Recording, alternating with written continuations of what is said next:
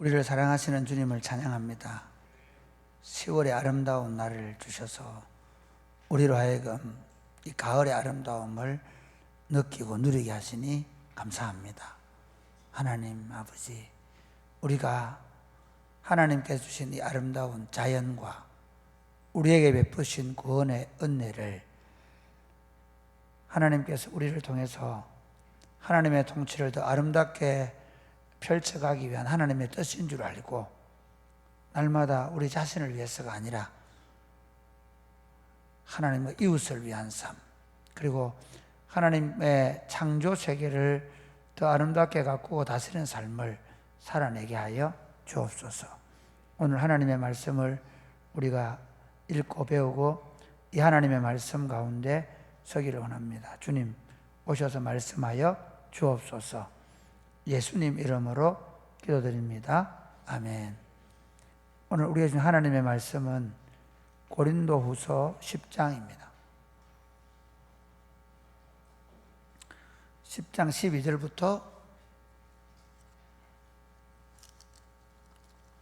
11장 15절까지 내용입니다.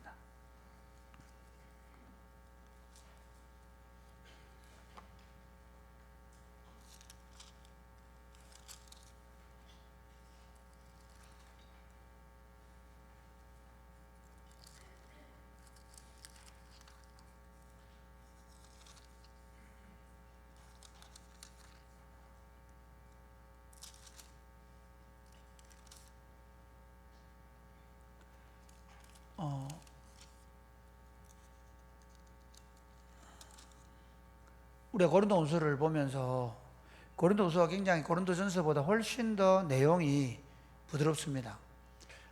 고린도후서는 바울이 고린도에 보낸 세 번째 편지입니다. 하나는 고린도전서고요. 하나는 중간에 눈물로 쓴 편지가 있는데 그 편지는 보존되어 있지 않았고 성경으로 인용되지 않은 편지입니다. 그리고 세 번째 편지가 고린도후서인데 이미 고린도후서를 쓸 때에는 고린도 교회가 많이 그들의 잘못을 회개하고 돌아와 있는 모습이 많이 있습니다.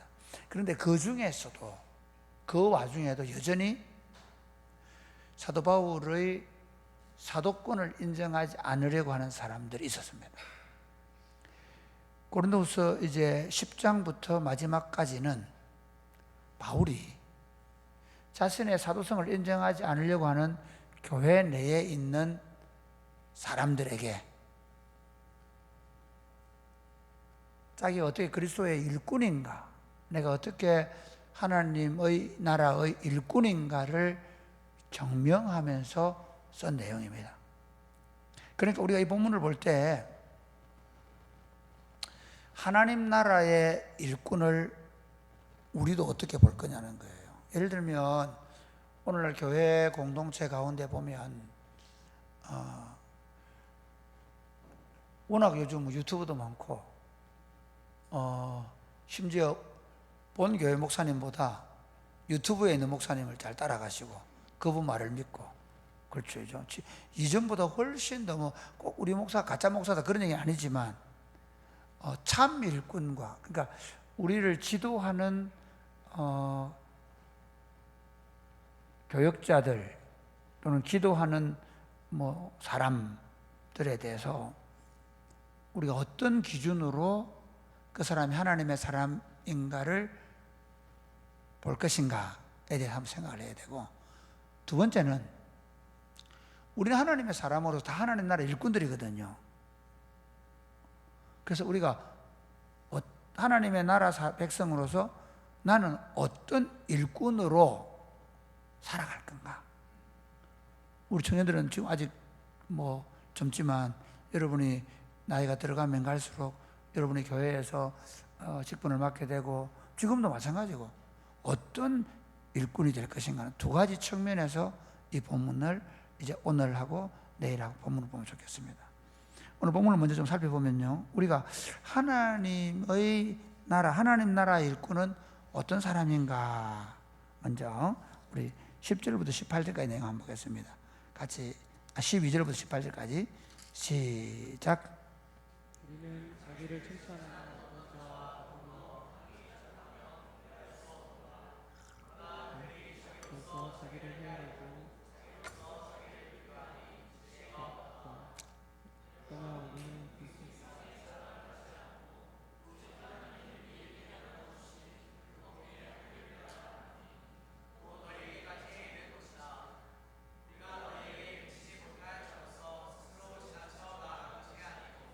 그리스도의 복음으로 너희에게 다시 이르는 것이다.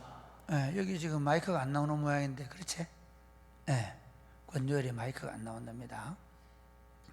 예. 자, 여기 보세요. 여기 보면 이 고린도 교회 내에 자기들이 진짜 하나님의 일꾼이다 라고 주장하는 사람들이 있다는 거예요. 자기들 하나님 나라의 일꾼이라고 주장하는 사람들은 어떤 사람들이에요? 자기를 드러내는 거예요. 자기를 가시하는 거예요. 뭐 예를 들면 이런 거죠. 바울은 실제로 예수님을 보지 못했다. 뭐 예를 들면 우리는 예수님을 봤다. 이럴 수도 있겠죠. 바울은 실제로 사도들과 교제한 적이 없다. 우리는 사도들과 교제한 사람이다. 왜냐하면 이들이 대체로 이 사람들은 아마 헬라파 유대인이 아니고 히브리파 유대인일 가능성이 많아요.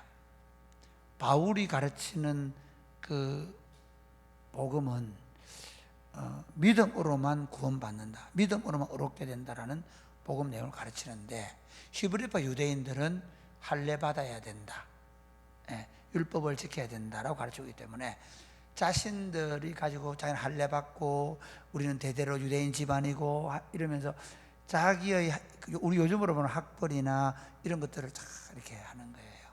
이런 어때요? 요즘 우리 목사님 모실 때 어떻게 모셔요?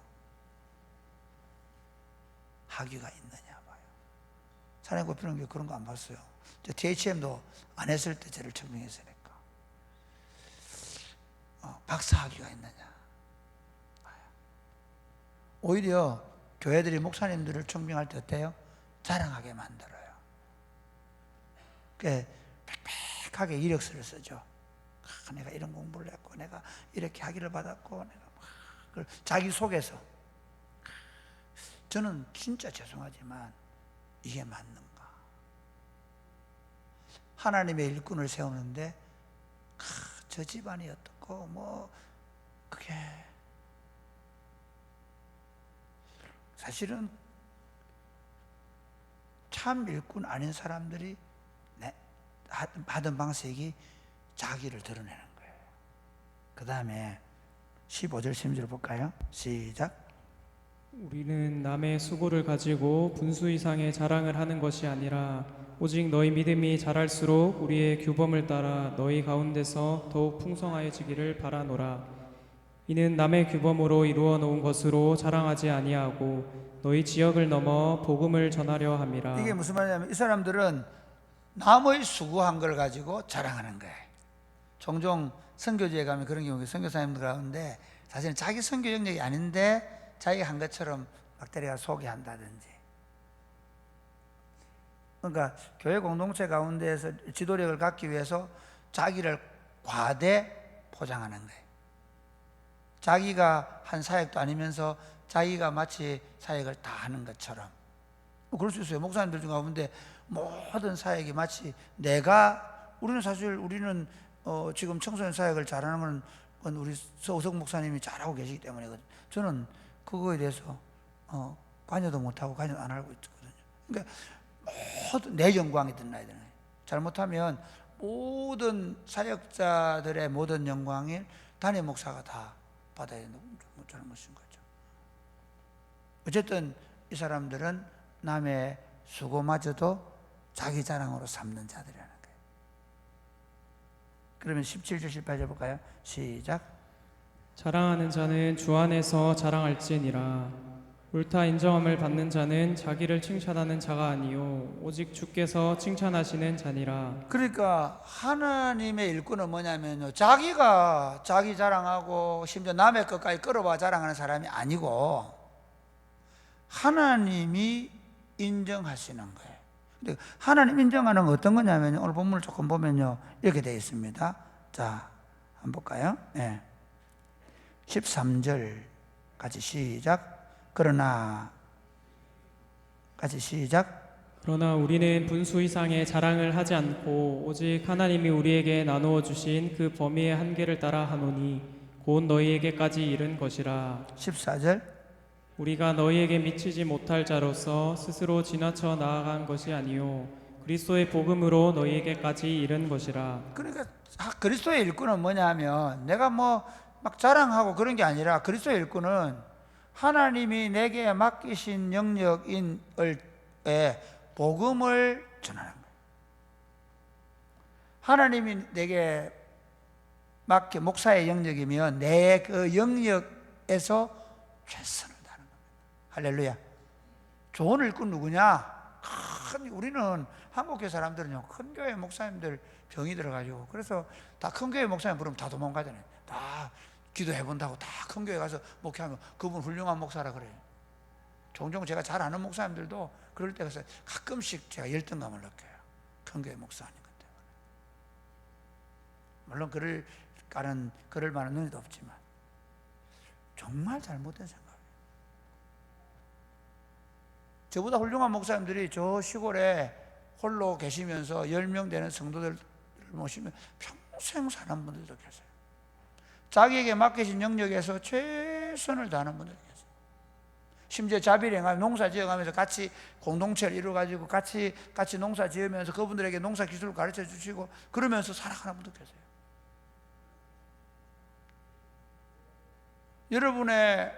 여러분의 교사들이 여러분 좋은 그리스도 일꾼이 누구냐면 나에게 맡겨진 영역을 몇 명이냐는 거예요. 우리 종종 그런 경우 많거든요. 교회에 보면 다른 교회들은 매년 연말 되면 목사님들 머리 아프시고요. 왜 아픈지 아십니까? 구역 조정 때문에. 나는 3명인데 저 10명이라는 거. 목사님 왜 저 10명 그대로 두고 있어요? 묻지 달라는 거.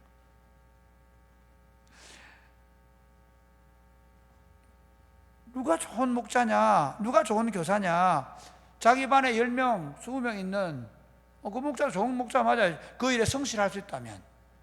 그러나 내 반에 1명, 2명이라더라도 그 1명, 2명을 믿음의 사람으로 키우기 최선을 다한다면 그도 그리스도의 일꾼이에요. 우리가 2달란트 받은 사람, 5달 받은 사람 그 비유예요. 그리고 실제로 어떤 분 이런 얘기해요. 어차피 양의 질이 나온다. 아닙니다. 저는 그렇게 생각하지 않습니다. 저는 진짜 그렇게 생각 안 합니다. 저는 우리 교회가 그냥 아무 생각 없이 커져가는 걸 반대합니다. 그리스도의 제자들로 탁월하게 세워지지 않으면 숫자가만 많아지면 망하는 길로 가는 겁니다. 그러니까 바울은 그리스도의 일꾼은 누구냐? 하나님이 자기에게 맡기신 영역에 최선을 다하고 그 다음 조금 더 가까이 조금 더 보면요. 자, 16절 시작. 이는 남의 규범으로 이루어 놓은 것으로 자랑하지 아니하고 너희 지역을 넘어 복음을 전하려 함이라. 예, 이건 뭐냐면 바울이 그 고린도 아가야 지역에서 복음을 전도해서 나중에 이제 더 스바냐 지역으로 흘러가려 복음을 확장해 가려는 노력. 그러니까 한마디로 말하면 하나님 나라의 일꾼의 가장 중요한 특징은 자기를 자랑하거나 심지어 남의 것까지도 자기 것처럼 자랑하려고 하는 사람이 아니라 하나님이 내게 맡기신 영역과 그리고 하나님께서 맡기신 영역의 범위를 넘어서 어떻게 하면 하나님 나라를 더 확장시킬까, 더 복음을 더 아름답게 전해서 하나님 나라가 더 아름답게 세워질 것인가에 대한 고민, 그것 때문에 노력하는 사람, 그 사람이 하나님 나라의 일꾼이라는 거죠. 그 다음 이제 두 번째 한번 볼까요? 두 번째 이제 11장 1절부터 보겠습니다. 원하건대 너희는 나의 좀 어리석은 것을 용납하라. 청하건대 나를 용납하라. 2절 여러분 읽겠습니다. 시작. 내가 하나님의 열심으로 너희를 위하여 열심을 내노니 내가 너희를 정결케 처녀로 한 남편인 그리스도께 드리려고 중매함이로다. 그러나 나는 뱀이 그 관계로 하와를 미혹한 것 같이 너희 마음이 그리스도를 향하는 진실함과 깨끗함에서 떠나 부패할까 두려워하노라. 만일 누가 가서 우리가 전파하지 아니한 다른 예수를 전파하거나 혹은 너희가 받지 아니한 다른 영을 받게 하거나 혹은 너희가 받지 아니한 다른 복음을 받게 할 때에는 너희가 잘 용납하는구나. 여기 보면 그리스도의 일꾼 두 번째는 하나님 나라의 일꾼은 하나님 나라 하나님의 백성들을 바로 세우기 위해서 혼신의 힘을 다하는 거예요. 바울이 에베소에 있는 장로들을 밀레도에 불러놓고 하는 말이 그 말이죠. 내가 너희에게 유익한 것은 공적으로나 사적으로나 밤낮을 가리지 아니하고 눈물로 훈계했다 그래요. 목회를 하다 보면 피하고 싶을 때가 많아요. 교인들이 혹시 시험 들까 싶어서 피하고 싶을 때가 있어요. 그러면 교회가 점점, 제가 다음 주에 설교할 때 그 얘기를 좀 하게 될 텐데, 지도자가 때로는 강력하게 어떤 문제에 대항하지 않으면 공동체는 쉽게 무너져요.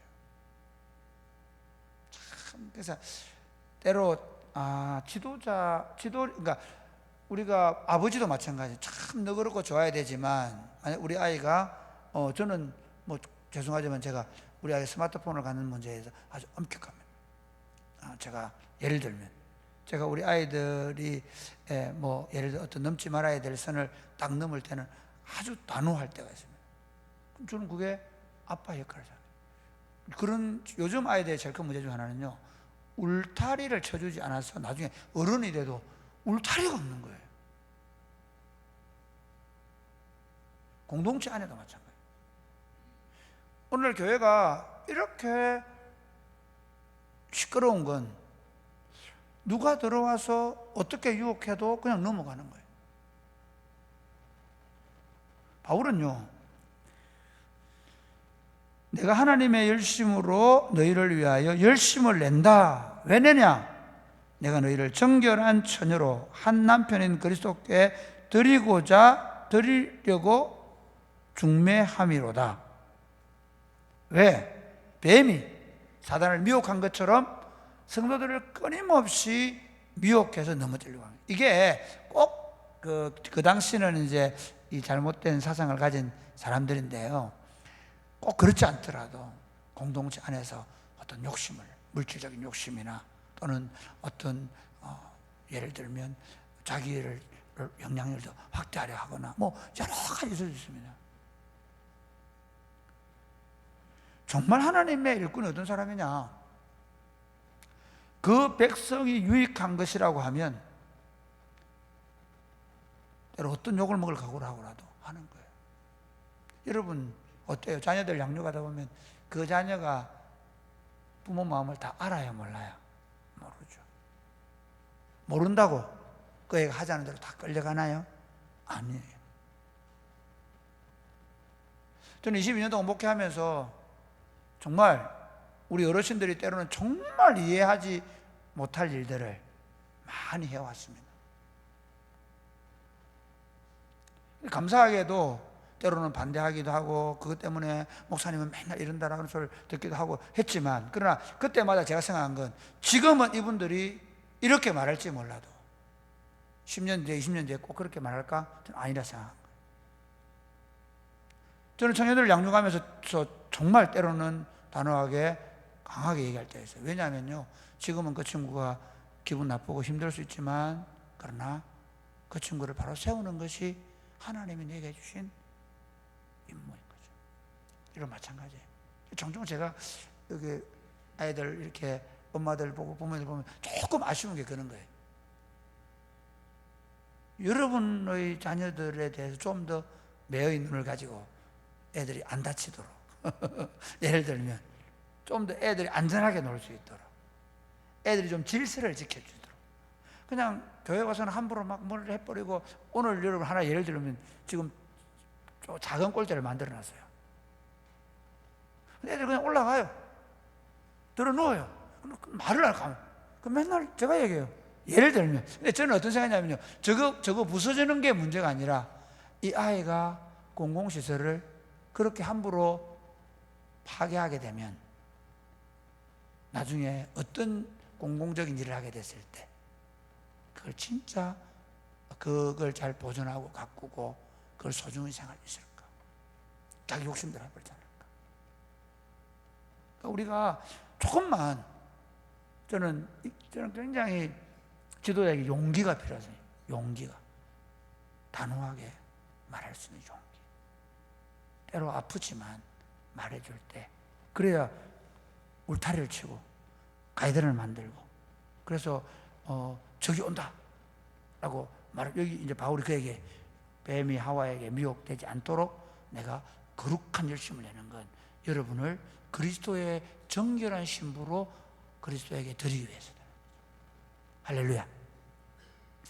그래서 여러분 반대로 이렇게 얘기해요. 여러분들이 만약에 여러분의 지도자가 여러분이 무슨 짓을 하든지 그냥 뭐 그래 알았다 하는 건 사실은 굉장히 좋은 지도자가 아니에요.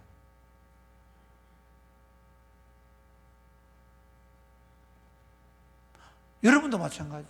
여러분 가정이, 우리 특별히 요즘에는 장가를 가거든요. 시집을 안 와요.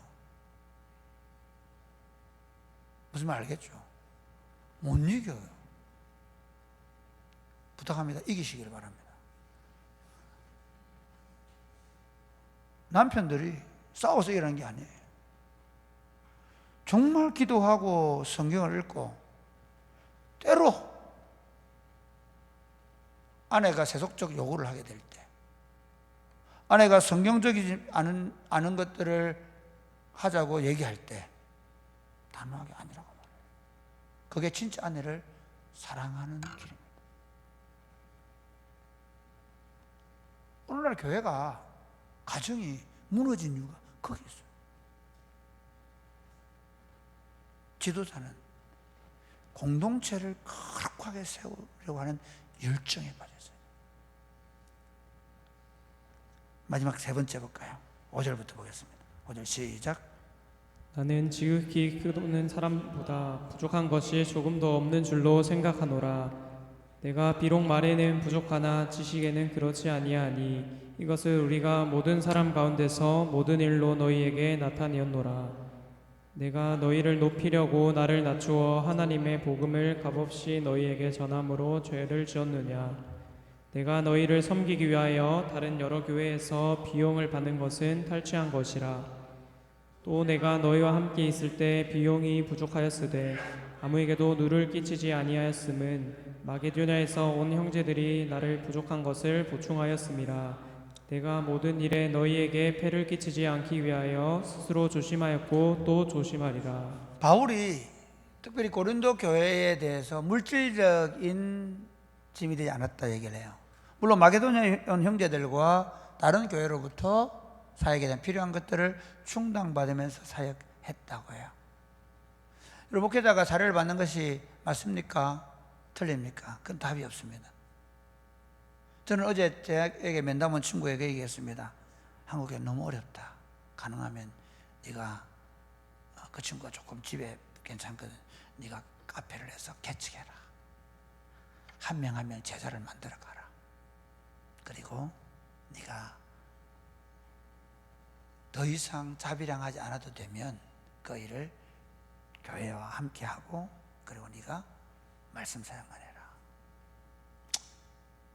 저는 사실 할 수 있으면 목회자도 자기가 자기 사례를 할 수 있으면 좋겠다는 생각을 해요.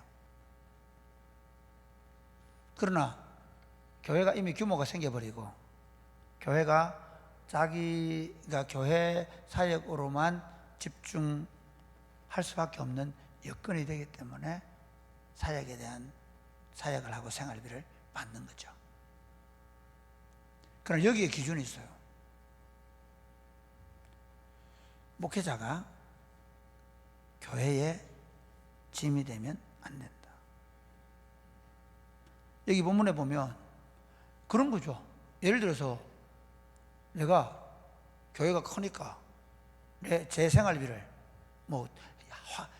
이유가 있겠지만 한 달에 1,000만 원씩 받는다든지 2천만 원 받는다.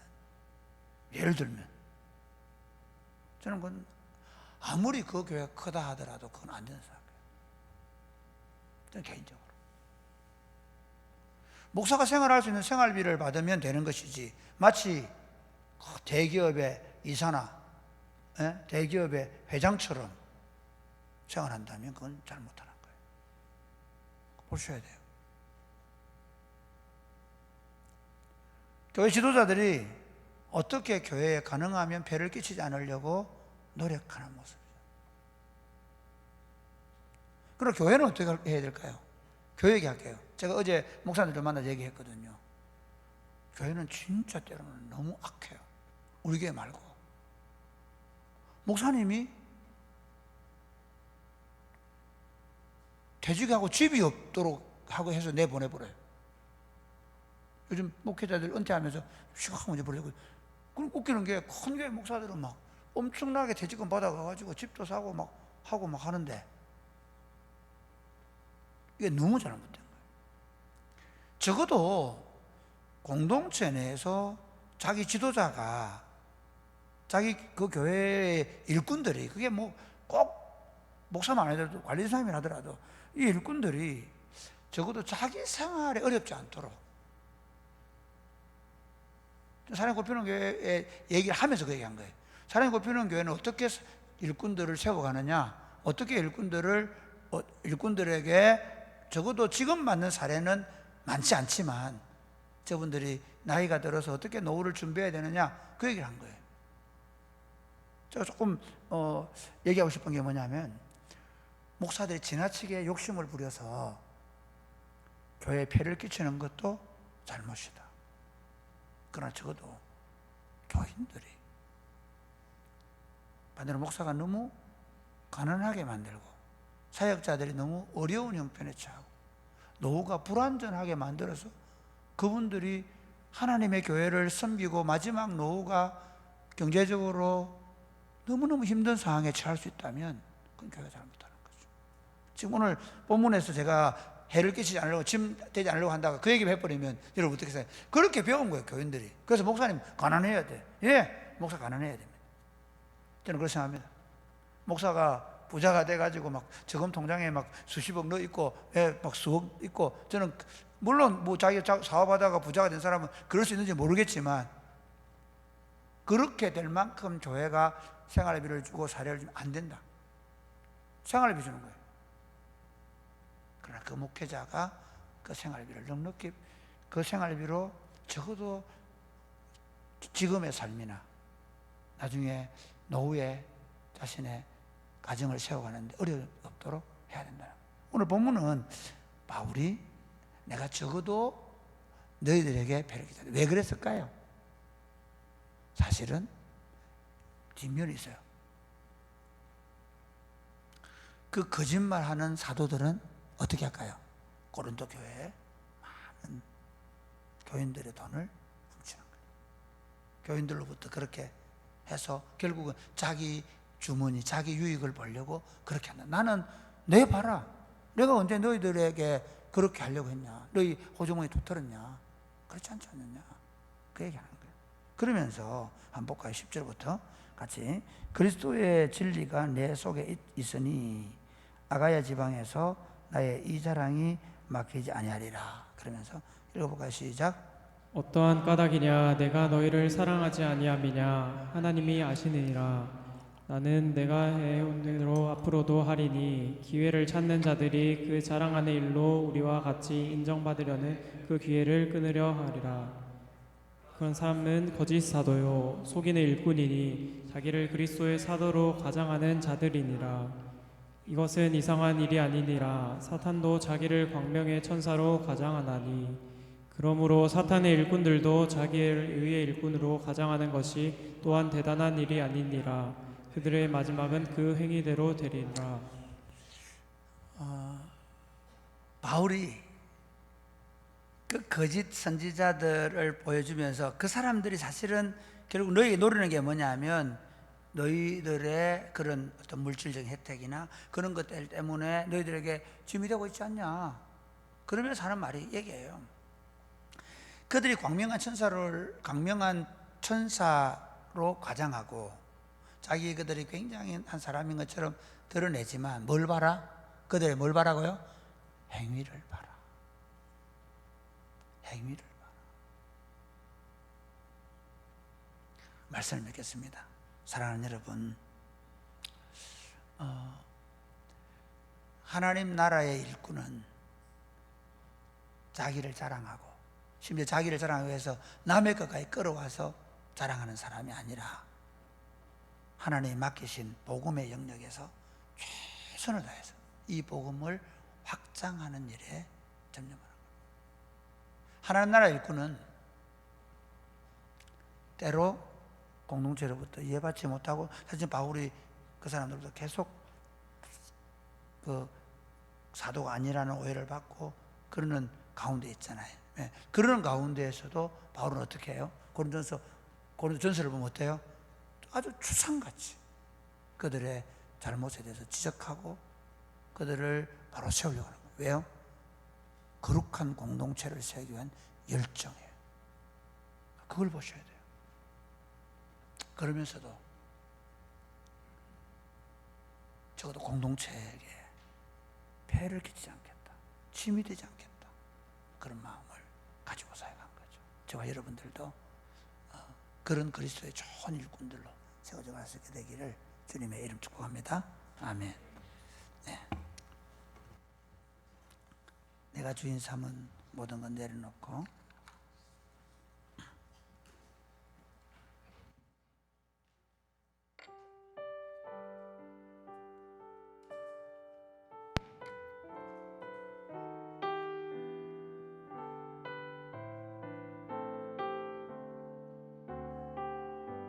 내가 주인 삼은 일어날까요? 주인 삼은 모든 것 내려놓고 내 주 대신 주 앞에 나가 내가 사랑했던 모든 것 내려놓고 주님만 사랑해. 내가 주인 삼은 모든 걸 내려놓고 내가 주인 삼은 모든 것 내려놓고 내 주 대신 주 앞에 나가 내가 사랑했던 모든 것 내려놓고 주님만 사랑해. 주 사랑 주 사랑 거친 풍랑에도 깊은 바다처럼 나를 잠잠케 해. 주 사랑 내 영혼의 반석 그 사랑 위에서 내가 주인 삼은 내가 주인 삼은 모든 것 내려놓고 내 주 대신 주 앞에 나가 내가 사랑했던 모든 것 내려놓고 주님만 사랑해. 주 사랑 주 사랑 거친 풍랑에도 깊은 바다처럼 나를 잠잠케 해. 주 사랑 내 영혼의 반석 그 사랑 위에 서리. 사랑하는 여러분, 공동체가 건강하게 서가기 위해서는 하나님의 일꾼들이 정말 하나님 나라의 복음에 헌신해 있어야 하고 공동체를 거룩하게 세우려고 하는 열정이 헌신되어 있어야 되고 가능하면 교회 공동체에 짐이 되지 않으려고 노력하는 모습이어야 합니다.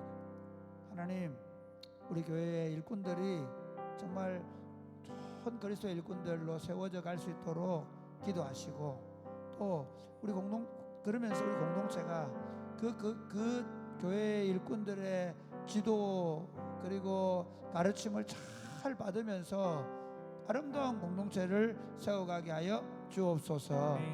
기도하겠습니다. 주여, 주여,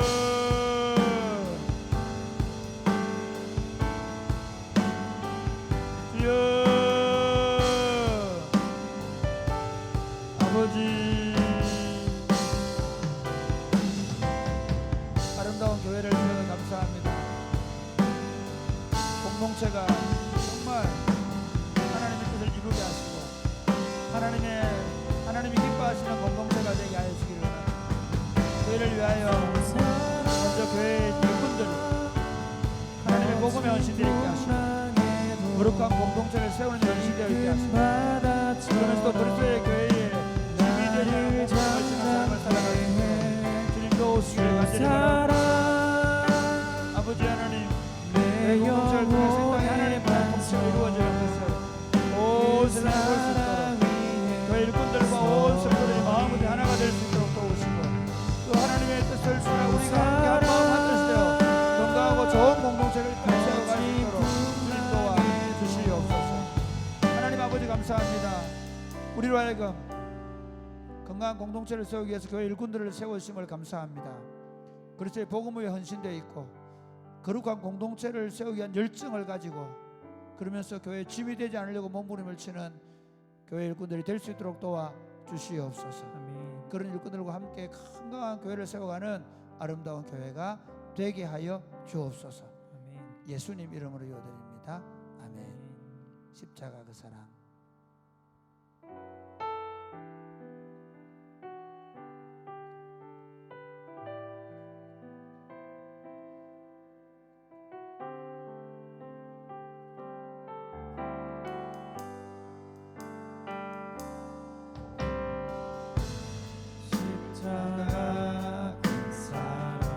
멀리 떠나서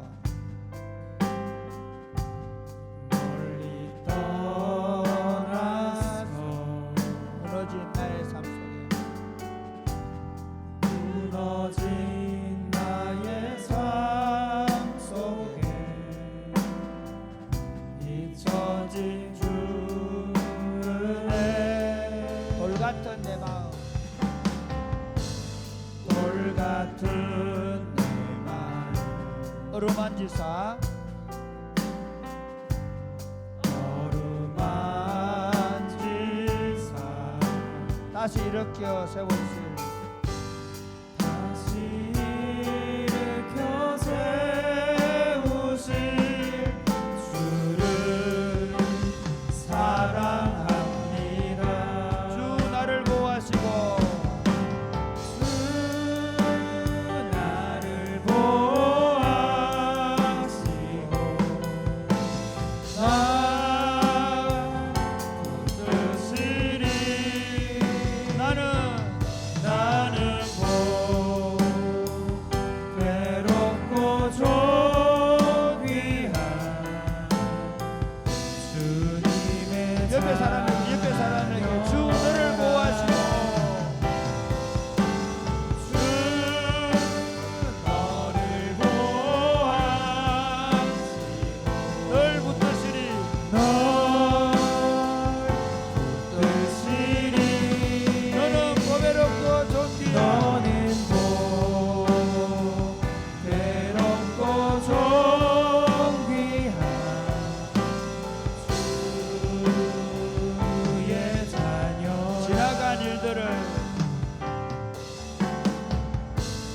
지나간 일들을 기억하지 않고 기억하지 않고 이전에 행한 모든 일 이전에 행한 모든 일 생각지 않으리. 사막의 강물과 사막의 강물과 길을 내시는 주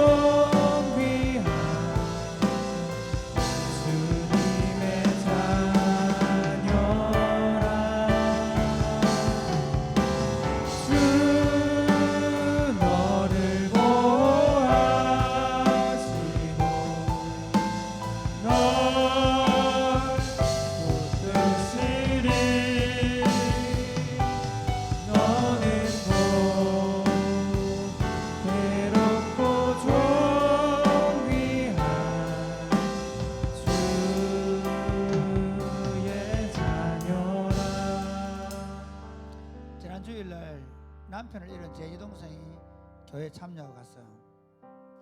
나가는데 우리 교회에 그 동우라는 아이가 있어요.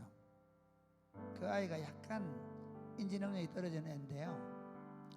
이 친구가 가더니 제 동생을 탁 끌어안았어요. 제가 하나님이 우리 여동생을 안아준다는 마음이 들더라. 저도 매제가 그 소천한 그 장례식에서 내가 한번 끌어안아 줬지만 그 이후로 여동생 큰 여동생 끌어안고 하기 어렵잖아요. 근데 이놈이 탁 끌어안으면서 뭐라 하냐면요, 사랑해요 그러더라. 저 그때 마음에 얼마나 위로가 될까. 그러면서 그 조카한테 이번에 군대 가거든요. 자기 유치부에서 요즘 받는 그 열쇠고리 같은 페달이 있죠. 그걸 하나 호주머니에서 내가 주는 거예요. 그리고 그 여자 조카한테는 이상하게 그냥 비닐종이 같은 거 하나 주는 거예요. 그리고 나서 10분 뒤에 10분도 안 걸렸다. 몇 분 뒤에 돌아오는 거 차가 왜 오나 그러면 뭐 안 가져갔나 그러니까 걔는 우리에게 전부를 줬어. 그래서 그 친구 통닭상으로 10만 원 주고 가더라고요. 그래서 제가 그 전해줬는데요. 얼마나 내 동생 마음이 행복했을까 생각을 했습니다. 제가 오늘 여러분이 왜 얘기하느냐, 옆에 사람 손을 좀 기도할 거예요. 남편도 괜찮아요. 평소에 사랑하는 얘기 안 했는데 옆에 사람 자기 부부간에 갔어요. 이렇게 안 기도하면 하나님 이 사람을 정말 사랑하고 있음을 알게 해주세요. 옆에 손잡으라는 가만히 또 안기는 왜 안 씁니까? 옆에 사람 한 두 사람 손잡고 오늘 꼭 할 거예요. 이거 할 때까지 할 거야. 눈 감고 있어도 소용없습니다. 같이 손잡, 그러니까 부부간에 아니면 이성끼리 하지 말고 동성끼리 손잡고 기도합니다. 우리 박집사 안 하는데 누가 있을까? 여기 요셉이 있네. 제가 꼭 하죠. 동성끼리니까 끌어놔야 돼요. 부부니까 끌어놔야 되겠죠. 끌어놔 주세요.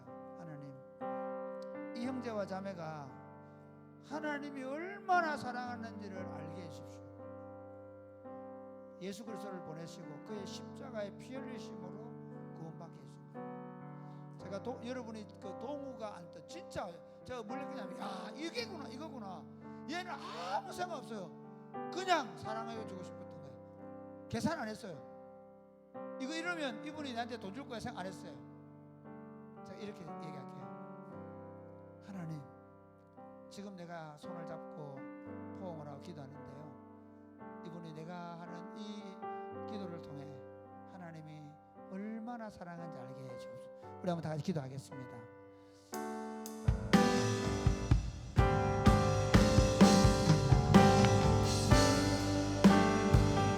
하나님 아버지,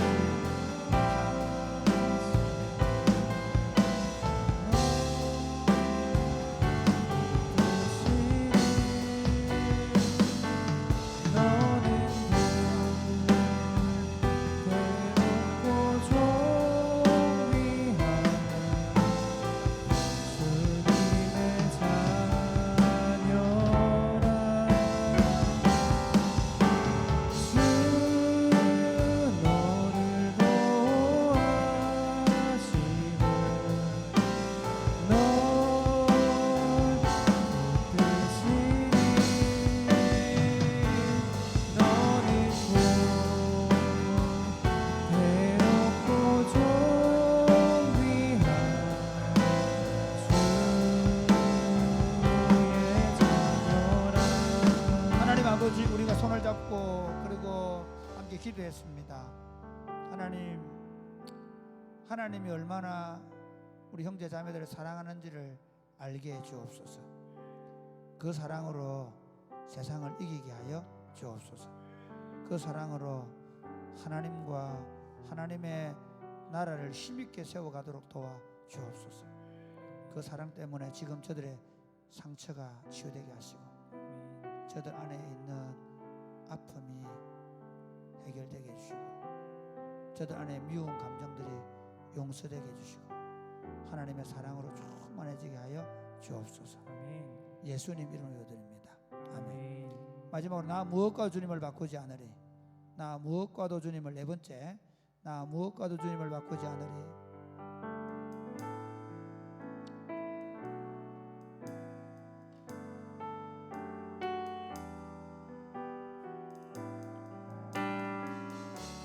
나 무엇과도 주님을 바꾸지 않으리. 무엇과도 주님을 바꾸지 않으리. 다른 어떤 은혜, 다른 어떤 은혜 구하지 않으리. 오직 주님만이 내 삶의 도움이시니 주의 얼굴 보기 원합니다. 주님 사랑해요. 주님 사랑해요.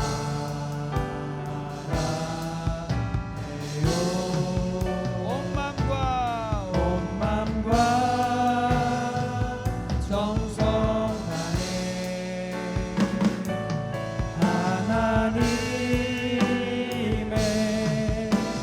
신실한 친구 되기 원합니다. 다시 한번 내가 나 무엇과도 주님을 바꾸지 않으리. 무엇과도 주님을 바꾸지 않으리. 다른 어떤 은혜, 다른 어떤 은혜 구하지 않으리. 오직 주님만이 내 삶의 도움이시니 주의 얼굴 보기 원합니다. 주님 사랑해요. 주님 사랑해요. 온 맘과 정성 온 다해 맘과 정성 다해 하나님의 신실한 친구 되기 원합니다. 사랑하는 여러분, 현대인들이 많이 상처를 받고 힘들어요. 요즘 서울은 진짜 뭐 범죄 도시 같다 하더라고요. 그만큼 사람들이 상처를 많이 받고 있습니다. 어떻게 상처를 치유할 수 있을까요? 저는 제 상처를 치유한 경험들은 하나님이 나를 얼마나 사랑하는지를 끊임없이 묵상하면서 그 하나님의 사랑이 저를 치유하는 경험을 했고요. 또 하나는 그 뒤로는 그런 경험, 이제 그렇게 하지 않습니다. 사실은 더 좋은 게 있습니다. 하나님을 사랑하기 시작하는 겁니다. 이웃을 사랑하기 시작하는 겁니다. 저는 교회를 출근하면서 오늘 내 도움이 누가 필요한가를 생각합니다. 어제 오늘 하나유 공동체가 여기 우리 교회에 와 있었는데요. 제가 어제 오후부터 아이들과 이 공동체 안에 들어와 있으면서 이 시간에 누구를 내가 만나야 되나, 누가 지금 힘든 사람인가, 누구와 대화할까, 내 도움이 필요한 사람이 누구인가, 거기에 마음을 쓰다 보면 내가 누구한테 받은 상처, 누구한테 들었던 안 좋은 말 별로 의미 없어요. 이렇게 한번 기도하면 좋겠습니다. 하나님 사랑에 빠져 살게 하여 주옵소서. 아멘. 정말 내가 아침마다 하나님 사랑에 빠져 살게 하여 주옵소서. 아멘. 하나님 사랑을 날마다 고백하며 살게 하여 주옵소서. 아멘. 그리고 내 주변에 내 도움이 필요한, 나보다 더 힘들고 나보다 더 상처받고 나보다 힘든 사람이 누군지를 끊임없이 살펴보고 도와주려고 몸부림치며 살게 하여 주옵소서. 아멘. 기도하겠습니다. 주여,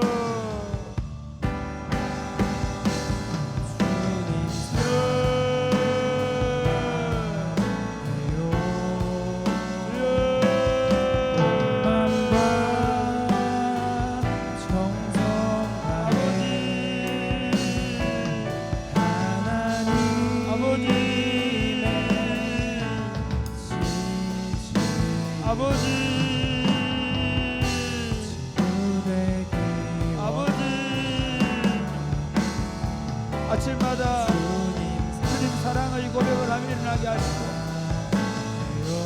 그 사랑이 그로 충만의 삶을 생활하게 하시고 그리고 정성 다해 시간 동안 하나님 잠자리에 들면서도 다른 사람의 행복을 위해 기도하고 다른 사람의 아픔을 위해 기도하고 다른 사람의 힘듦을 대신해 주려고 몸부림을 칠 수 있도록 나를 위해 살지 아니하고 하는 이웃을 위해 사는 삶을 살아갈 수 있도록 아버지 우리의 삶의 지향점이 우리가 아니라 하나님 이웃이 될 수 있도록 우리를 축복하여 주옵소서. 하나님 아버지 온통 세상이 자기 중심성으로 흘러가면서 철저하게 타인도 파괴하면서 자신도 파괴되어가는 세상이 되어버렸습니다. 하나님의 구원은 더 이상 내가 나를 위해 살지 아니하고 하나님을 이웃을 사랑하라는 구원임을 우리가 알게 하여 주옵소서. 우리가 이 땅에 살아가면서 받는 상처와 아픔들은 그 상처와 아픔을 붙잡고 씨름하면 씨름할수록 더 깊은 수렁으로 빠진다는 사실을 알게 해주시고 심지어 원수까지도 사랑하라고 하셨던 주님의 말씀의 의미가 무엇인지를 깨닫고 하나님과 이웃을 위하여 내 삶을 내어주기로 결정하고 하나님과 이웃을 위하여 살아가는 삶을 살아가게 하여 주옵소서. 아멘. 어떻게 하나님을 기쁘시게 할까? 어떻게 저 사람을 도와줄 수 있을까? 끊임없이 그렇게 생각하며 살아감으로 말미암아 하나님의 기쁨이 되는 삶이 되게 하여 주옵소서. 오늘 밤에 기도합니다. 육체와 정서와 영혼의 여러 가지 상처와 아픔을 가진 형제와 자매들 위해 기도합니다. 주 예수 이름 명령하노니 그 상처와 아픔이 깨끗하게 치유될지어다. 주의 보혈의 피로 씻어주시고 깨끗하게 하여 주옵소서. 아멘. 오늘 밤에 우리에게 성령으로 충만하게 하여 주옵소서. 아멘. 예수님 이름으로 기도드립니다. 아멘. 아멘. 기도하겠습니다. 주여